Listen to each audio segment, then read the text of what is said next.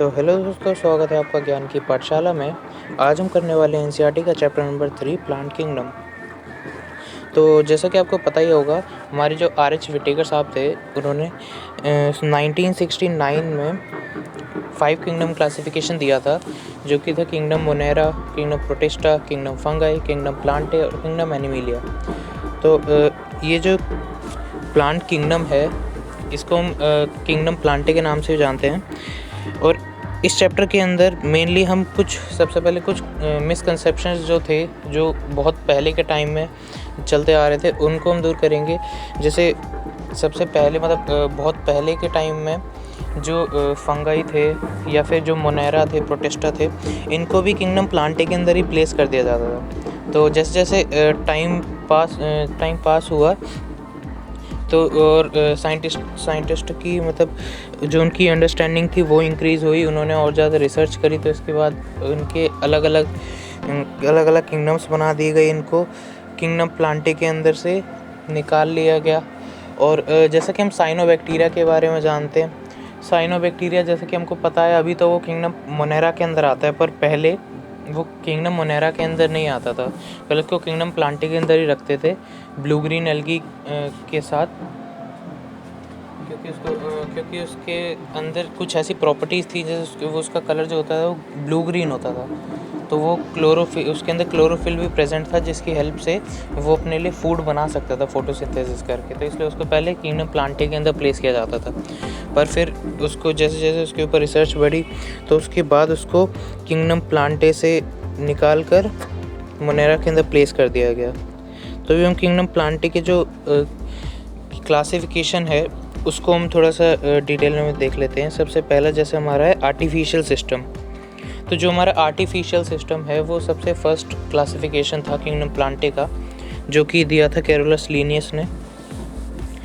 और इस क्लासिफिकेशन के अंदर क्या था ना, कि जो जितने भी प्लांट्स थे, उनको सिर्फ आउटर जो सुपरफिशियल मॉर्फोलॉजी के बेसिस पे ही उन्होंने क्लासिफाई कर दिया था। कि जैसे कुछ जो प्लांट्स हैं वो टॉल होते तो उनको अलग क्लासिफाई कर दिया, कुछ प्लांट्स जो होते हैं वो शॉर्ट होते हैं, उनको अलग क्लासिफाई कर दिया। उसके अंदर उन्होंने ज़्यादा कुछ डिटेल में उसके बारे में क्लासिफिकेशन करी नहीं थी। और उन्होंने क्या किया था ना, जो वेजिटेटिव जो उसके कैरेक्टर्स थे, जैसे वेजिटेटिवली कोई भी जो प्लांट होता है वो अलग अलग टाइप से ग्रो करता है, जैसे फ्रेगमेंटेशन और बडिंग। तो इसी टाइप से वो अलग अलग तरीके से ग्रो करता है, रिप्रोड्यूस करता है वेजिटेटिव रिप्रोडक्शन के थ्रू।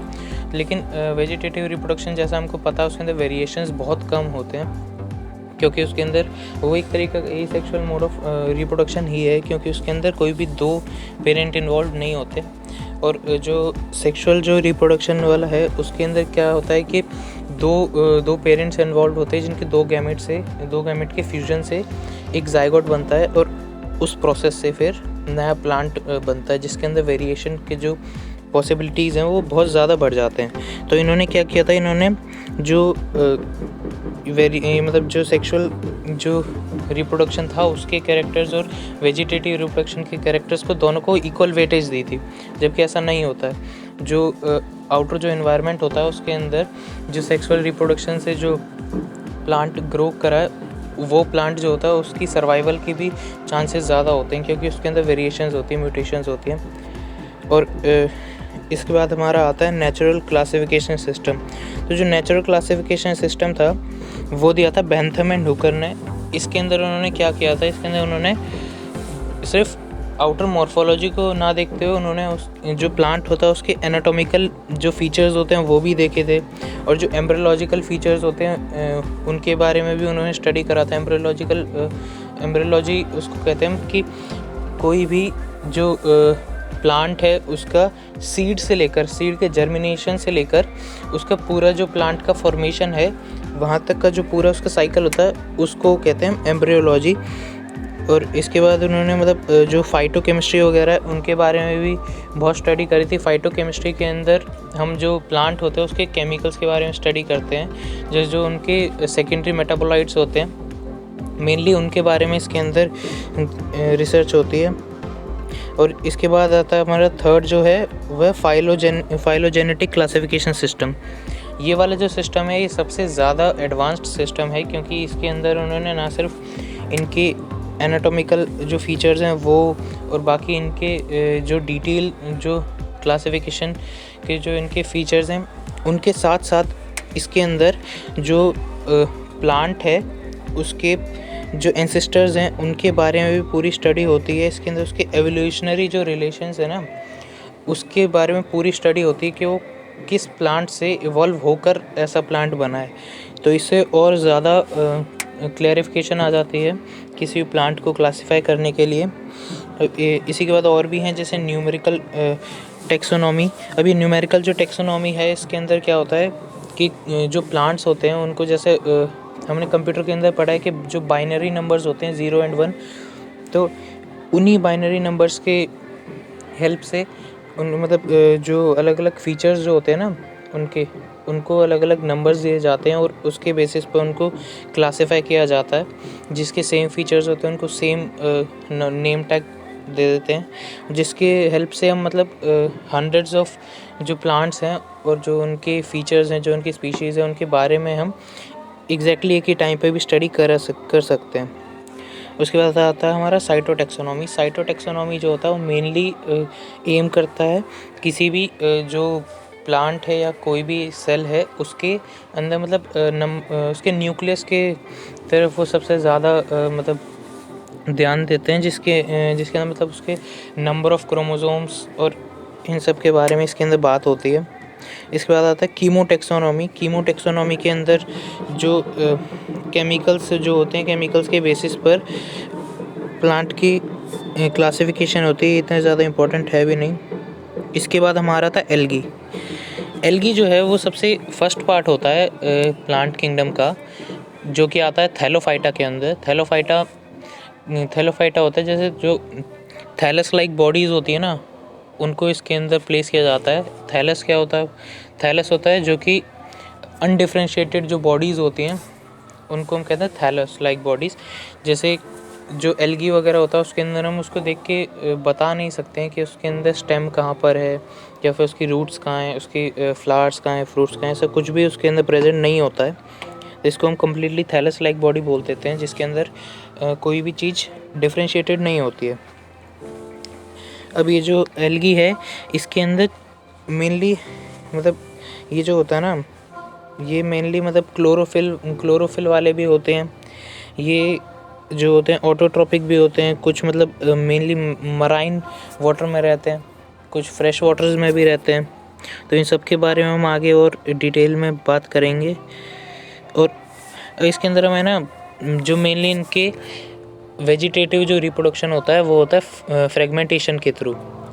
जो हम आगे 3 इसके और सब टाइप्स पढ़ेंगे एल्गी के, उन तीनों के अंदर वेजिटेटिव रिप्रोडक्शन जो होता है वो फ्रेगमेंटेशन के थ्रू ही होता है। फ्रेगमेंटेशन में क्या होता है कि कोई भी जैसे हम अगर यूलोथ्रिक्स का अगर एग्जांपल लें, यूलोथ्रिक्स एक फिलामेंटियस एल्गी है ना, तो क्लोरोफाइसी का एक एल्गी है, उसके बारे में भी हम बात करेंगे अभी। तो फ्रेगमेंटेशन में क्या होता है कि अगर हम किसी पार्ट को उसके कट कर दें, जैसे स्पाइरो वगैरह जो होता है उसको हम कहीं से भी अगर हम कट करते हैं तो वो दोनों जो पार्ट होते हैं वो अपने आप ही ग्रो करने लग जाते हैं। वो अपना अलग अलग ग्रो करके एक फुल साइज़ का स्पाइरो वगैरह फिर से बना लेते हैं, है ना। और जो इनका एसेक्सुअल जो मोड है रिप्रोडक्शन का, उसके अंदर मेनली इसके अंदर होता है जूस्पोर्स के थ्रू। जूस्पोर्स जो होते हैं वो कुछ ऐसा, मैं आपको बना के दिखाता हूँ।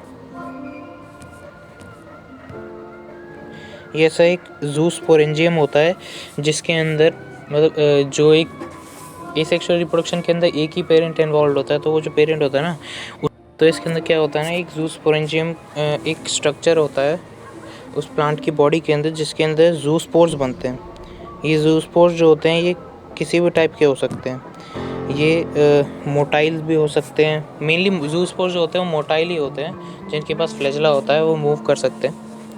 इसके बाद हम आते हैं सेक्सुअल रिप्रोडक्शन के अंदर। अब इसके अंदर 3 टाइप से ये सेक्सुअल रिप्रोड्यूस करते हैं। एक होता है ना, मतलब 3 जो होते हैं इनके जो गैमेट्स हैं उनके टाइप्स हैं।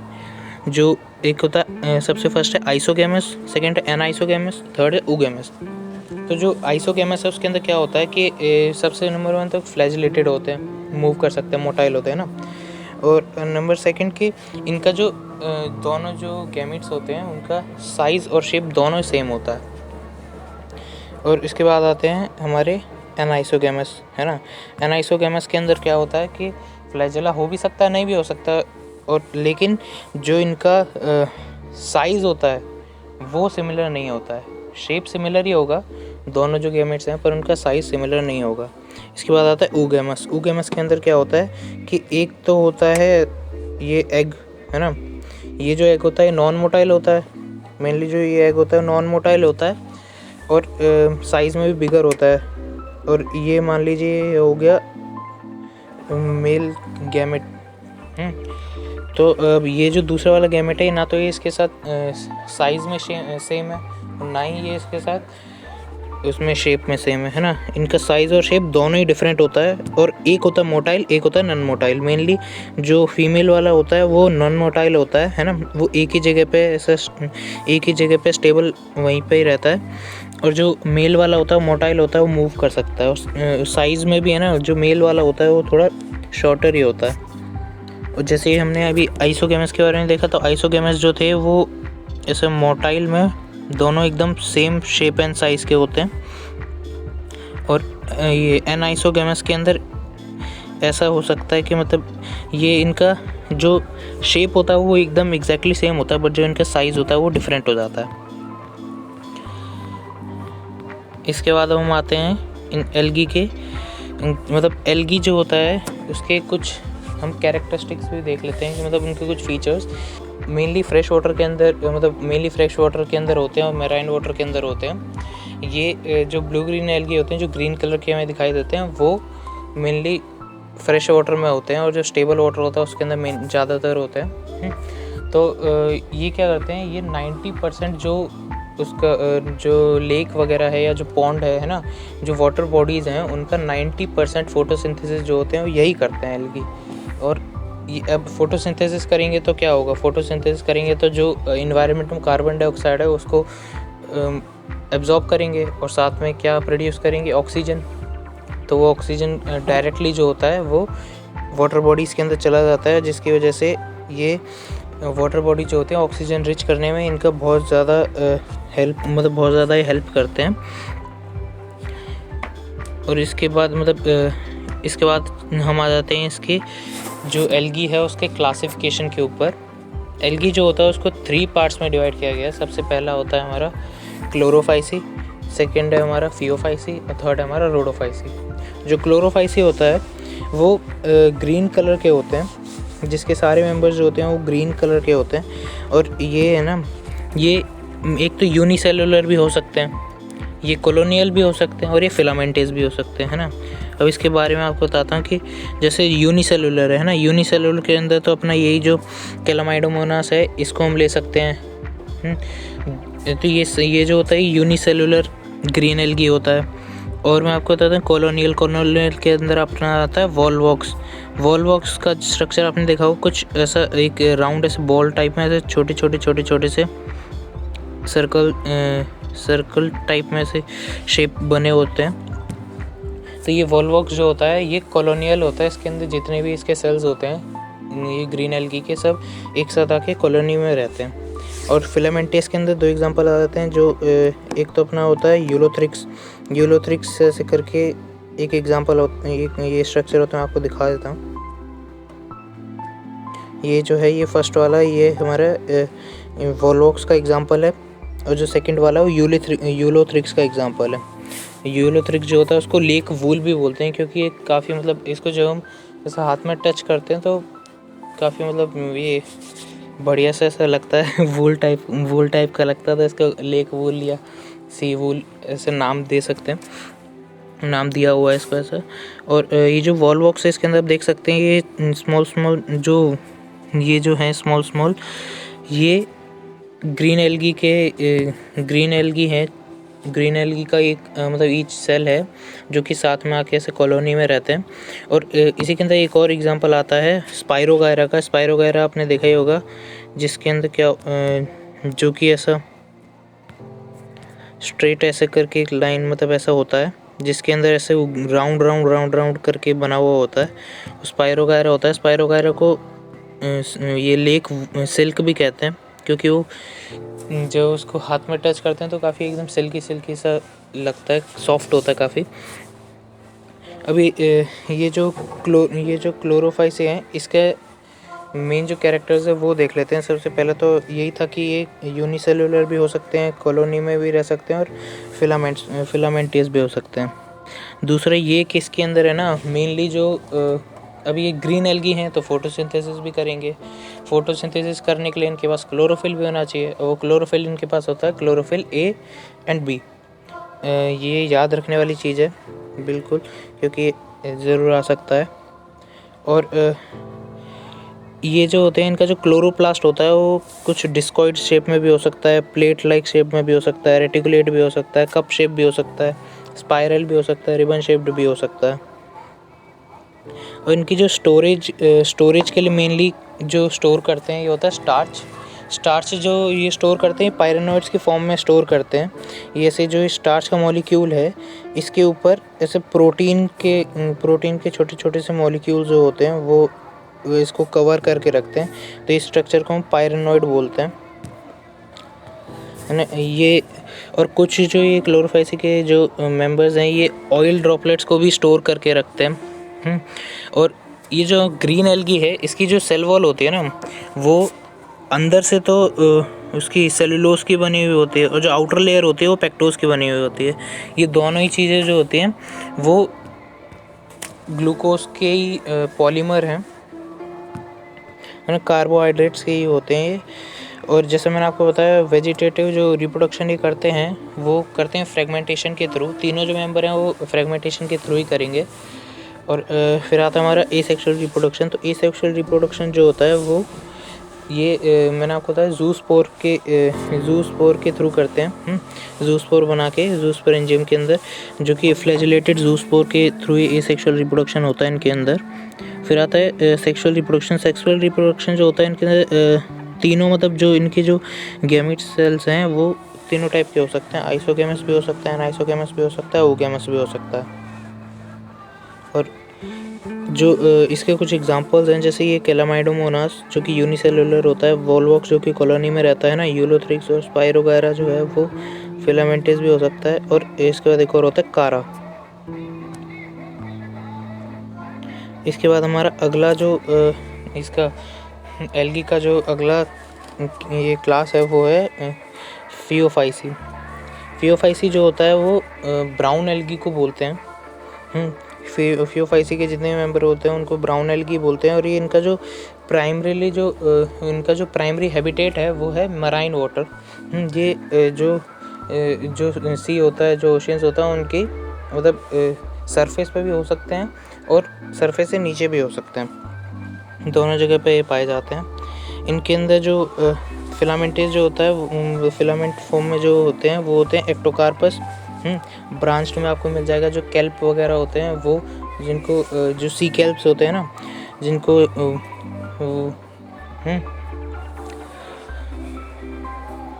और इनकी जो देखो जैसे हाइट्स हो गई, जो इनकी लेंथ होती है ना, जैसे ये एक्टोकार्पस है ना, इसकी लेंथ थोड़ी कम होती है। जो कैल्प वगैरह इनकी जो लेंथ होती है वो बहुत ज़्यादा तक होती है। अब कैल्प को हम सार्गेसम भी बोलते हैं। सार्गेसम को मतलब सार्गेसम का ही दूसरा नाम होता है सी कैल्प। इनके अंदर जो डोमिनेंट जो ये क्लोरोफिल है वो होता है क्लोरोफिल ए एंड सी, और साथ में कुछ कैरोटेनॉइड्स भी होते हैं, ज़ैंथोफिल्स भी होते हैं, जो कि इसके अंदर होते हैं। फुकोजेंथिन क्लोरोफाइसी के अंदर पाया जाता है, मेनली यही होता है जिसकी। और ये जो इनके जो कैरोटेनॉइड्स हैं और जो ये ज़ैंथोफिल जो हैं, इन्हीं की वजह से इसका जो कलर होता है वो भी डिसाइड होता है, क्योंकि इसके अंदर फियोफाइसी जो होता है इसके अंदर मैक्सिमम जो होता है वो फुकोजेंथिन पाया जाता है। इस वजह से इसका जो कलर है वो ब्लू मतलब ब्राउन कलर का होता है। बाकी अगर इसके अंदर ज़ैंथोफिल जो इसके अंदर कैरोटेनॉइड पिगमेंट अगर ज़्यादा होंगे तो फिर इसका जो कलर होगा वो ऑलिव ग्रीन टाइप का भी हो जाएगा, है ना। तो ऑलिव ग्रीन टू ब्राउन जो इसका जो कलर का जो सेचुरेशन रहता है वो इसी की वजह से रहता है। इसके अंदर डोमिनेंट जो होता है फुकोसेंथीन नहीं होता है। इनका जो फूड स्टोरेज जो होता है वो एक मतलब कॉम्प्लेक्स जो कार्बोहाइड्रेट्स होते हैं ना उनकी फॉर्म में करता है, जिसको मतलब इसमें लिखा भी हुआ है मैनिटोल और लेमिनेरियन, इसकी फॉर्म में ये इसको जो इनका फूड होता है वो स्टोर करते हैं।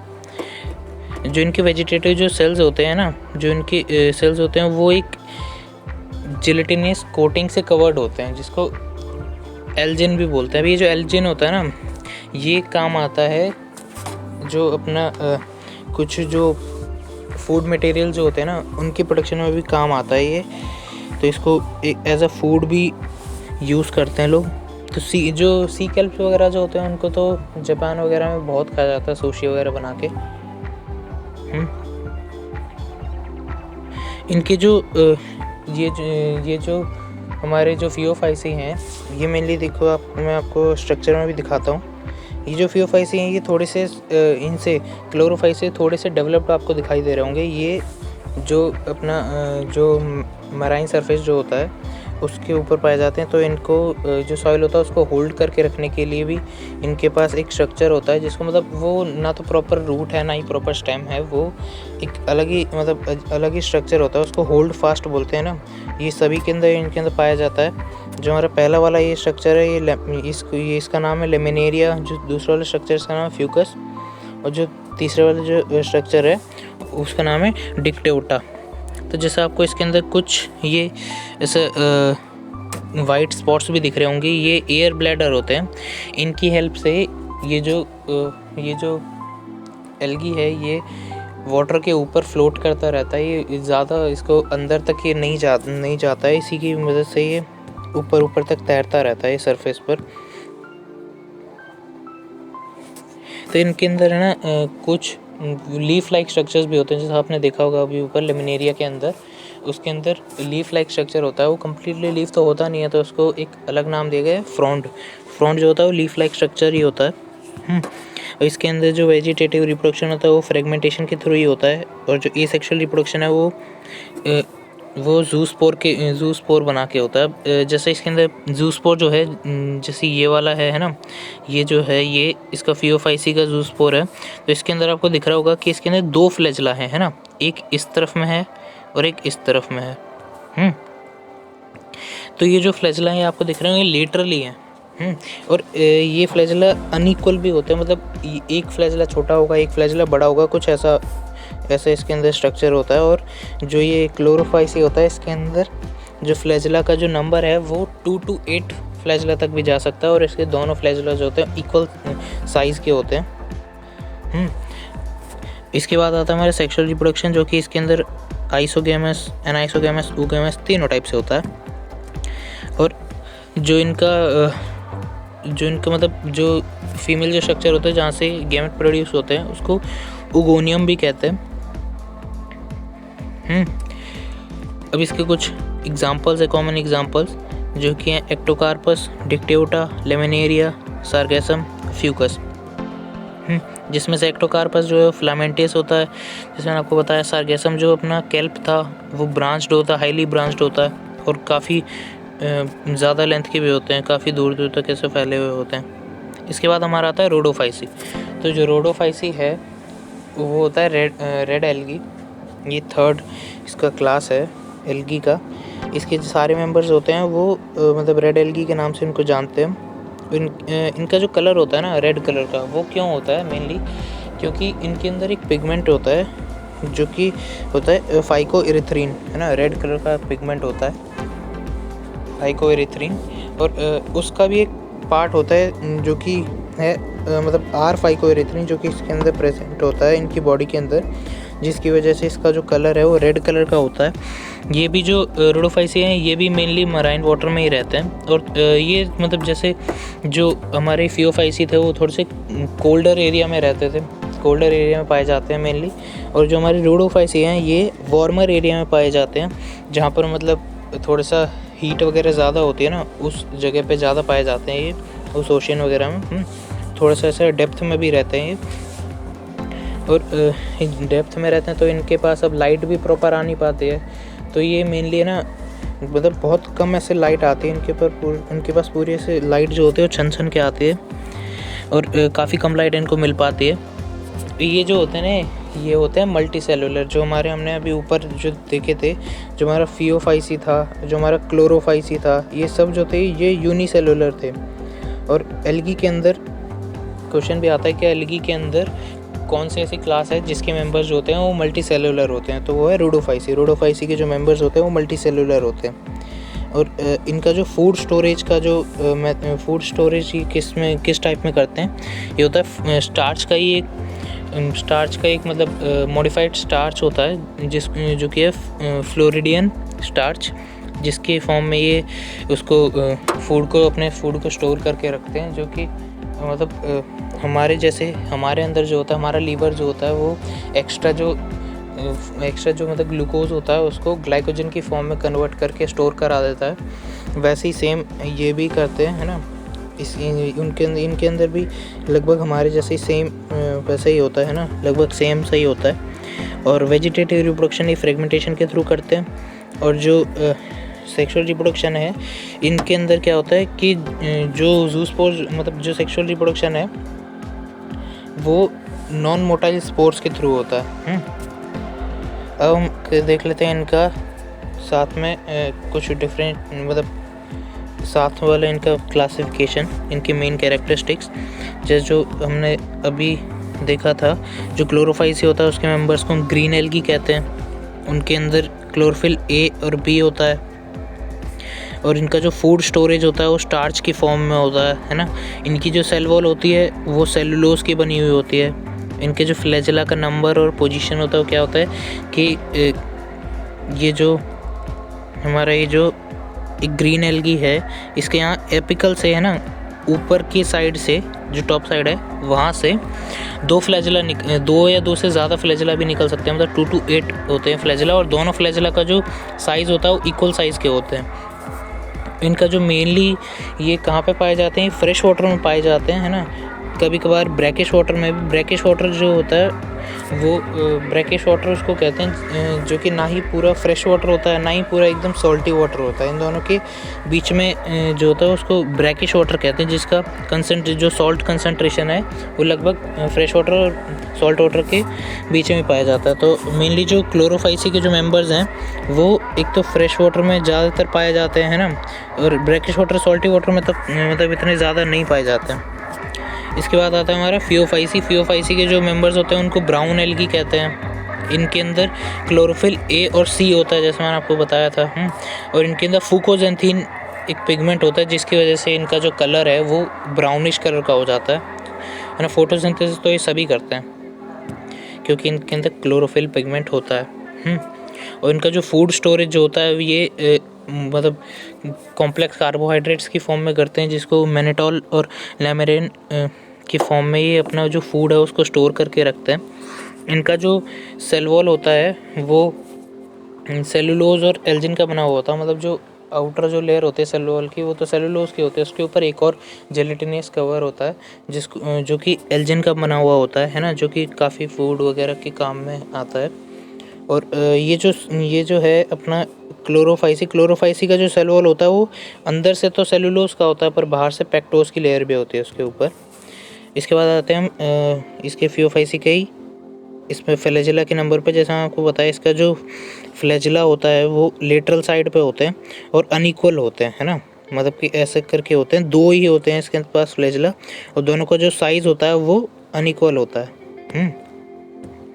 और इनका जो हैबिटेट है, मेनली जो हैबिटेट इनका क्या होता है, इनका मेनली हैबिटेट होता है मराइन वाटर, जो कि सॉल्टी वाटर जो होता है वहाँ पर ये मेनली पाए जाते हैं। फ्रेश वाटर के अंदर बहुत ही कम, और ब्रैकिश वाटर के अंदर भी काफ़ी ये पाए जाते हैं।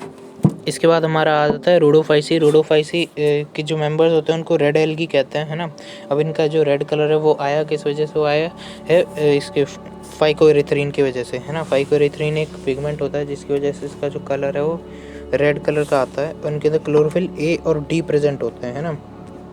जैसे इसके अंदर क्लोरोफिल ए और बी थे, इसके अंदर क्लोरोफिल ए और सी थे, इसके अंदर क्लोरोफिल ए और डी आ जाते हैं। इनका जो फूड स्टोरेज जो होता है ये फ्लोरिडियन स्टार्च के फॉर्म में फूड स्टोर करते हैं, जो कि मॉडिफाइड स्टार्च का फॉर्म है। और इनका जो सेल वॉल जो होता है वो सेलुलोज, पेक्टिन और पॉलीसल्फेट एस्टर्स इन सब से मिलके बना हुआ होता है। और इसके अंदर फ्लैजेला तो होते ही नहीं है, लेकिन जो इनका हैबिटेट है वो मतलब ये जो होते हैं ना ये भी सॉल्टी वाटर में ही ज़्यादातर रहते हैं और थोड़ा वार्मर एरिया में ज़्यादातर रहते हैं ना। जो वार्म वाटर होता है उसके अंदर ही प्रेजेंट होते हैं ये। फ्रेश वाटर के अंदर तो बहुत ही कम होते हैं और ब्रैकिश वाटर के अंदर भी काफ़ी कम ये प्रेजेंट होते हैं। तो मैं आपको इसके भी डायग्राम्स दिखा देता हूँ, है ना। जो रेड एल्गी होता है उसके एग्जांपल्स होते हैं, जैसे पोरफायरा है, पॉलीसिफोनिया है। और इसके और भी होते हैं जैसे ग्रेसिलेमेरिया, जेलिडियम, ये दो भी इसके ये एग्जांपल्स होते हैं, है ना। तो बस इतना ही था आज की वीडियो के लिए। बाकी अगला जो हम ब्रायोफाइट्स हैं वो अगली वीडियो में कवर करेंगे। Thank you for watching.